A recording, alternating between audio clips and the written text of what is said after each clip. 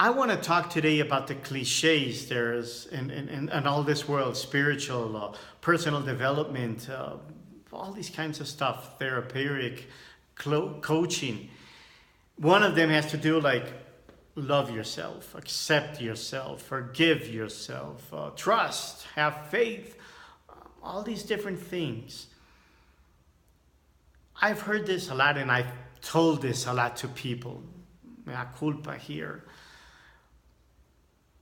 But when I receive it, when I hear this, it's like I already knew that. I know that what you're telling me or what I'm reading in a book or seeing in a video or hearing an audio, I know that. So why don't I do it? Like I have it here in my head, but I don't put it down to my heart. I don't know in your case if I told you all these phrases or you most surely will know that that's something important to do in your life and that can help you out a lot. So I went a little deeper in myself. I started to ask myself, why don't I do it? Then I asked myself even a better question. What do I gain out of not doing it? Because what we do in life, we tend to justify one way or another that we're gaining something out of it. Or if we don't do something, we're getting something out of it. So in my case, it's like, what am I gaining out of not doing it? What am I applying more pleasure to, not doing it or doing it? And it might sound very ironic because normally we would say, hey, we gain a lot more out of doing it. But yet I still try to look for something there. And I found in myself, and I have to admit it here, there's a victim part in me. And I kind of liked it before. Because out of the failures that I had in my life, it was easier for me to say it's whatever fault. It's, I don't know, even the weather, the government, another person, my father, my mother, whomever. And that was an easy way out of telling that probably the results I was given was not the best. And that was a way that probably I thought I could sleep at night. But I started to ask myself, okay, what happened if I did it? Yeah, I would probably get out of the victim mode and probably I couldn't justify myself onto others. And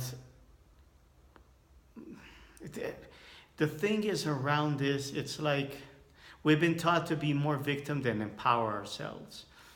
And we tend to justify ourselves this way. And that was a way of me getting along in life. To empower myself, it's scary. Although I want it a lot, I've spoken about it before, I've written around about it before, it sometimes creates fear in me. It feels like I'm going to be alone. It feels like all the responsibility falls onto me. And I'm getting to a place of being in peace with this. I'm getting into a place that I want to be empowered and I want to feel responsible and I want to have more control over my life.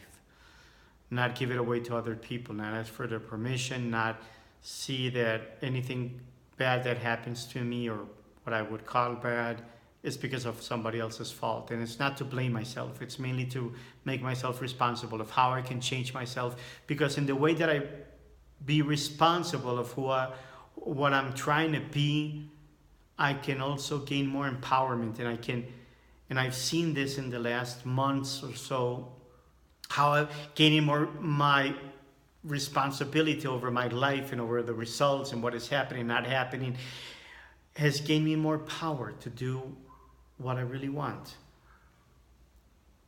So I'm going to stop saying, and I hope really to stop saying these sentences to other people and to myself, to take more action, to take more responsibility towards my life. And I also invite you all to look into these phrases and to start seeing if you're repeating them a lot, that's good. But what is happening here? Why are you sabotaging yourself to not doing it? What are you gaining out of not doing it? And try to look it through another lens and saying, if I did it, what would I gain out of it?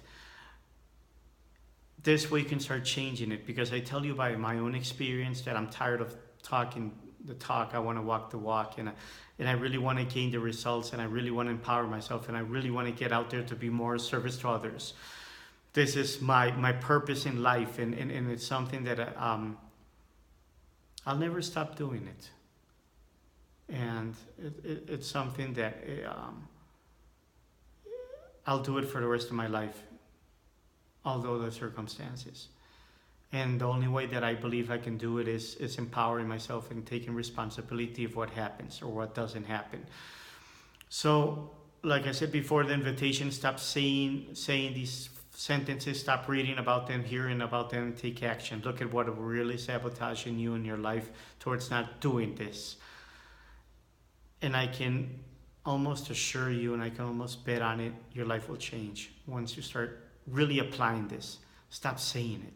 Stop telling other people you're going to start doing it. Stop telling other people that you want to do it. Stop telling other people why you're not doing it. And start saying to yourself why I am doing it and really what I want to do it. And if you don't find anything good about it, just stop saying it. You're harming yourself more, and start saying, I'm going to start loving myself, and not do it. That's worse. You feel worse. You feel like crap out of doing it. So take action. And if not, stop saying it. Thank you. Wish you a life of love, of happiness. Being yourself. Being yourself. That's what I really want out of everybody. And the love and the happiness will come as a result of that. And this is one of the steps that we need to get to that place.